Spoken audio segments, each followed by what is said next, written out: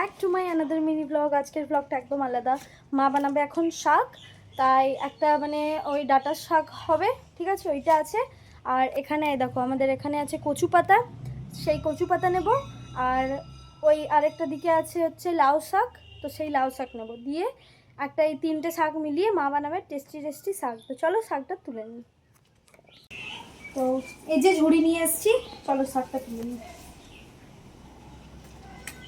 এই কচুগুলো কিন্তু মানে ওই কুটকুটে কচু নয় আর কি, ভালো কচু, যাতে গলা ধরে না। আরে ছোট ছোট পাতাগুলো তুল। হ্যাঁ এটাও কচি আছে, এখানে আছে।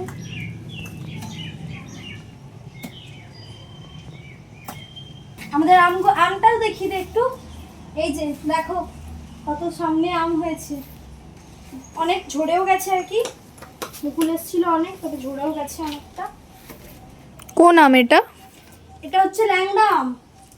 আর ওই আমটা হচ্ছে আমাদের আগে একটা খুব বিশাল বড় গাছ ছিল, সেইটারই ওটা, ওই ধরনেরই আমটা। কিন্তু ওটা তো ছোট।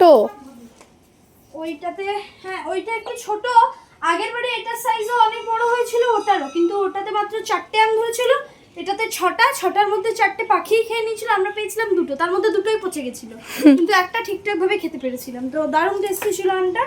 আমগুলো কিন্তু একটা কাঁচাতেও আবার মিষ্টি, মানে এখন ঝড় হলেই আম পড়ছে, আর ওই আমগুলো আমি কেটে কেটে খাচ্ছি। তো এই দেখো কচুর শাক এখানে নিয়ে নিয়েছি, এই রে কচুর শাক পড়েই যায়। আর এবার চলো নেব লাউ শাক, তো চলো বেরোই লাগে। এটা হচ্ছে লাউ শাক, এখানে আছে, এটা নিই, আমি তো হাতের নাগাল পাবো না। এই দেখো লাউ শাক, পড়ে দিস না রে।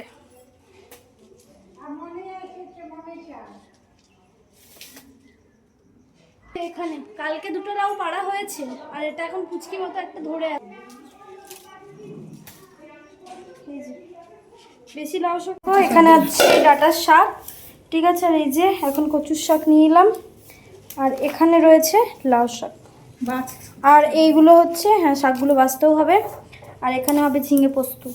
তো ব্যাস এইটুকুই। কেমন লাগলো আমাদের বাগানের কচুর শাক আর লাউ শাক সেটা বলতে। ঝিঙে পোস্ত, পটল আলু, হ্যাঁ সব হবে। চাটনি, ও আমের চাটনিও হবে, তারপরে ধোকলা।